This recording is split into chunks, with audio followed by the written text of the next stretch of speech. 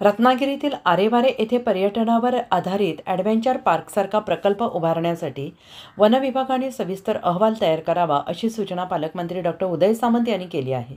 या प्रकल्पासाठी जिल्हा नियोजनमधून 5 कोटी रुपये निधी देण्यात येणार आहेत. महाराष्ट्र औद्योगिक विकास महामंडळाच्या विश्रामगृहात पार पडलेल्या बैठकीत विविध विकास कामांचा आढावा घेण्यात आला. उपवन संरक्षक गिरिजा देसाई, तांत्रिक सल्लागार सुनील देशमुख, तहसीलदार राजाराम म्हात्रे यांच्यासह अन्य अधिकारी उपस्थित होते.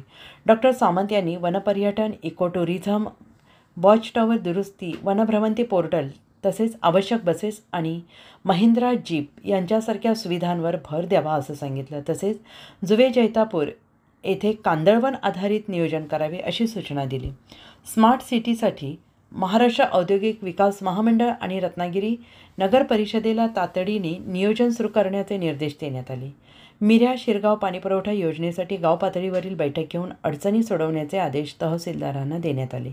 याशिवाय कोस्टल महामार्गावर होणाऱ्या प्रमुख पुलांचे काम आणि प्रशासकीय मान्यतेबाबतही आढावा घेण्यात आला. रेवस रेडी सागरी महामार्गावर एकूण 9 मोठे पूल प्रस्तावित असून त्यासाठी हजारो कोटींचा निधी मंजूर करण्यात आला आहे.